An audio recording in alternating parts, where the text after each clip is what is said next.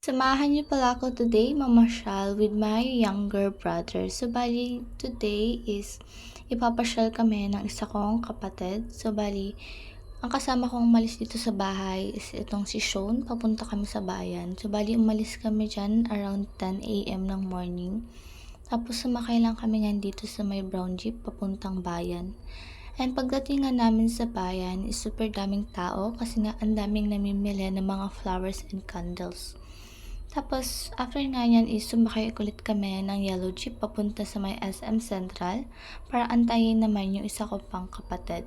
So, after nga doon is nag-ikot-ikot lang kami saglit tapos dumiretso na kami dito sa may Greenwich para kumain ng tanghalian.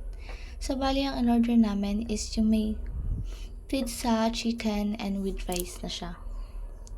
After nga namin kumain yan, is nag-ikot-ikot lang kami saglit dito sa may SM Central. Tapos, dito naman sa may 4th floor is napag-isipan namin na maglaro. So, bali, naglaro lang kami dyan ng mga kung ano-ano. Tapos, nag-basketball na rin kami. And, yung claw machine, basta ayun. Naglaro rin kami ng mga ganun.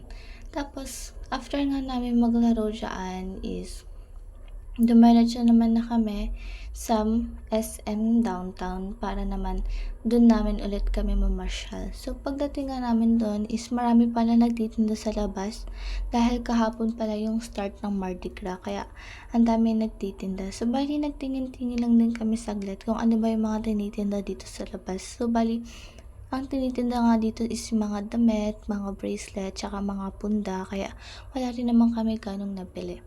Tapos, after nyan is pumunta kami sa loob ng SM Downtown para naman kumain sa may Momoyo. So, bali ang in-order namin dito is mango sundae, chocolate sundae, at saka itong ice cream niya.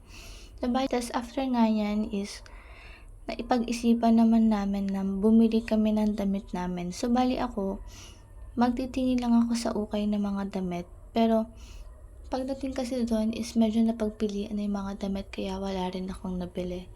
Tapos dumiretso nga kami sa may New Star para naman magtingin na naman ng damit para dito sa younger brother ko. Pero pagdating doon is maliliit na yung mga damit at saka hindi na siya talaga kasya dito sa kapatid ko. Kaya ang ginawa namin is nagpunta kami ulit dito sa may palengke para dito naman kami bumili sa may iMart. So, bali, pagdating nga namin sa iMart is nagtingin-tingin lang kami saglit ng mga damit tapos may nakita kami doon and binili na namin siya. After nga namin mamili ng damit nga is naisipan naman namin na bumili ng mga snacks nga sa bahay.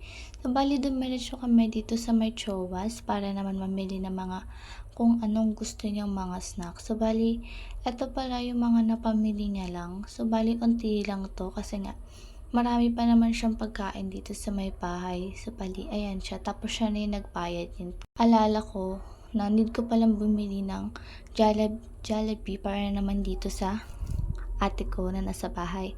So, bali, dumiretso kami ng Jollibee para mag-take out lang ng isang one-piece chicken.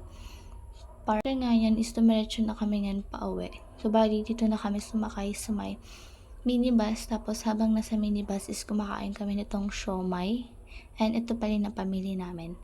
And that's all po.